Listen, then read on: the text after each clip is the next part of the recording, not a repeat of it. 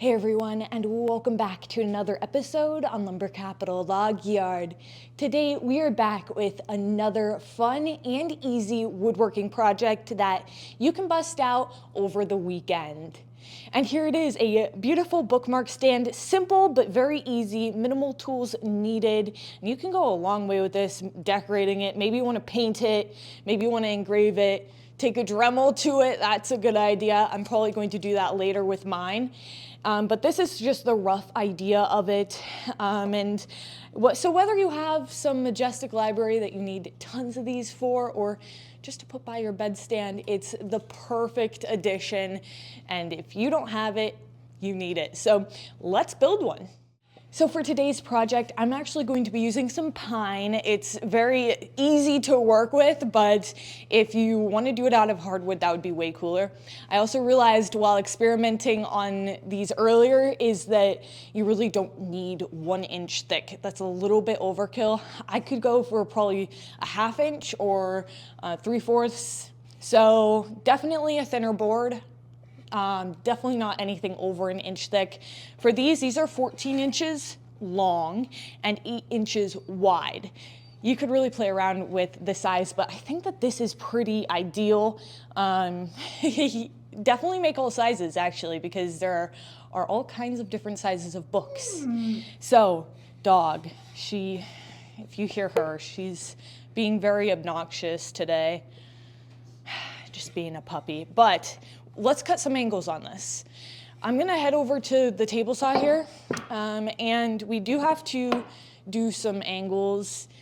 I know that kind of scares people. Honestly, it kind of scares me too sometimes, but hey, I'm getting used to doing it, and it's opens up a whole world of possibilities. So I'll tell you what I'm going to be doing here as far as measuring. You could really play around with it, but to give you an idea, what we're gonna do is each piece, it's actually the same. So both pieces are identical.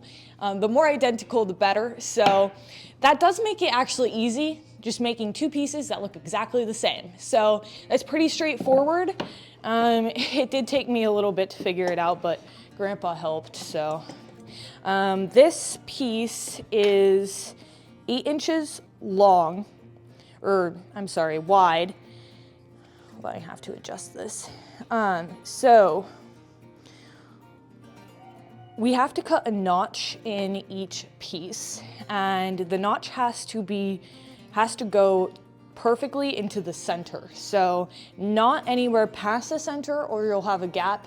And if it's not quite to the center, then it's not going to fit. They're not going to fit together nicely. So it is kind of specific as far as getting it into the center goes. I am going to mark the center here. So you can start out by doing that. I'm going to choose to do mine, I'm gonna say like 4 inches up. I experimented and I did it several different ways, but if your piece is, 14 inches long like mine, then 4 inches up is going to work just good, just great. So that's 4 inches there. So okay, so if you think about this is gonna be different for you, especially if you're using a thinner board. The notch has to be as wide as your board is thick. So if my board is 1 inch thick, then my notch has to be at least 1 inch in order for them to fit together later on. So you don't want to cut too much off, because then it will be loose. You want it to be tight, but then if it's too tight, it's not going to go in, and you might end up splitting your board or something, which that'd be lame. Be so lame. So my first line is at 4 inches, and then I'm gonna make a notch 1 inch away, and so this will be the gap right here. And I'm only going to go 4 inches in. So it's 4 inches up would be the first line, and then 4 inches in. Makes it pretty easy as far as it goes. All right, so I'm doing my angle at 33 33.9, and you could do yours at a different angle, but if you think about it, the angle that you do the notch at is how open it is going to be. So for instance, like this one, I was experimenting, I was playing around with this, so it's pretty crappy, but it's not very open, and so your book isn't gonna lay open freely, it's gonna wanna like shut in on itself. So the more drastic the angle, the more it's going to lay open for you. So I'm gonna do mine at 33.9.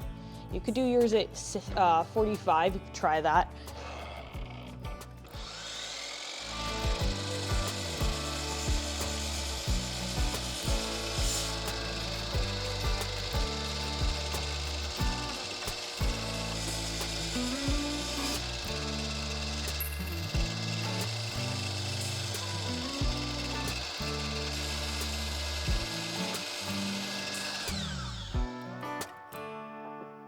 Now for the other one.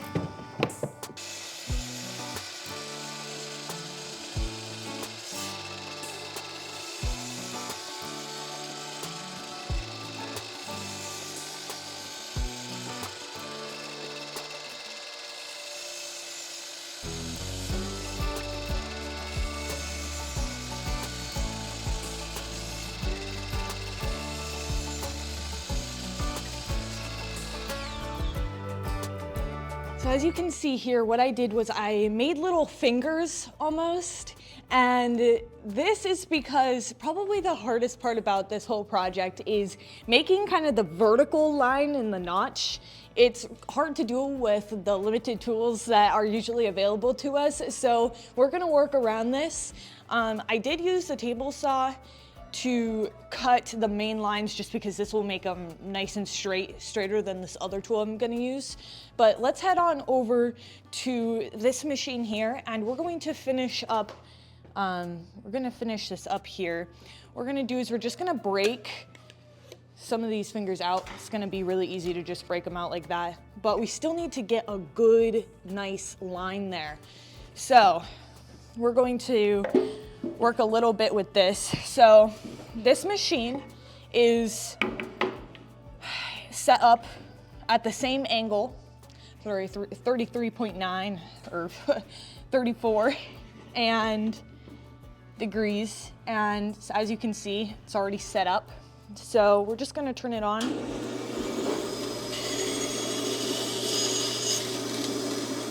You know what? I take it back. We have to make a line on this side. My line is on this side and I'm gonna be cutting on this side, so we wanna make sure that it's at exactly 4 inches to really have it good. It's like a whole solid inch that needs taken off on this side, but because it's, you know, cut at an angle, it just looks a lot different. So now with that little mark, I know how far to go.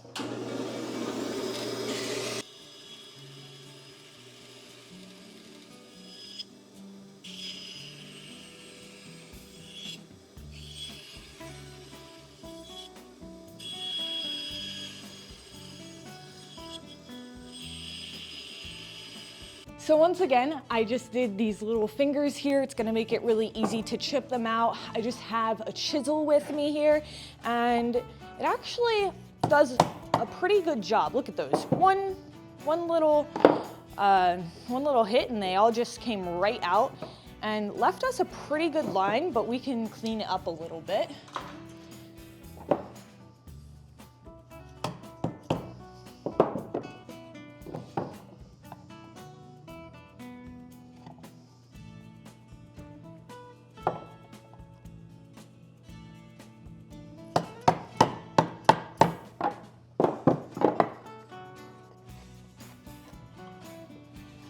All right, now I have to do the same with the next one here, but I'm gonna try and fit it in just to make sure that I don't need to make my notches a little wider, because that is a hassle. Now you have to, this is like a mind puzzle trying to put this together then. So I'm glad that I checked, because we are just barely not making it. We do have to shave a tiny bit off. I don't know of which one.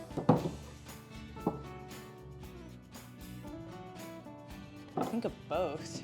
Just have to take off a tiny bit.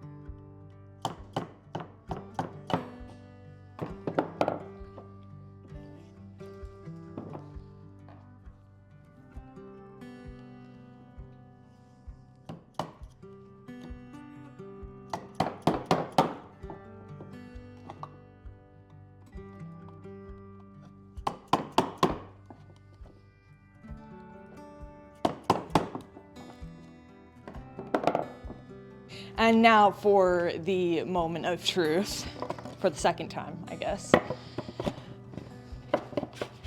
Oh, it fits, yes, it fits. All right, we're just gonna give this a small bang. Did that to my first one and it broke. So be careful if you guys do that. It still has a little bit to come together.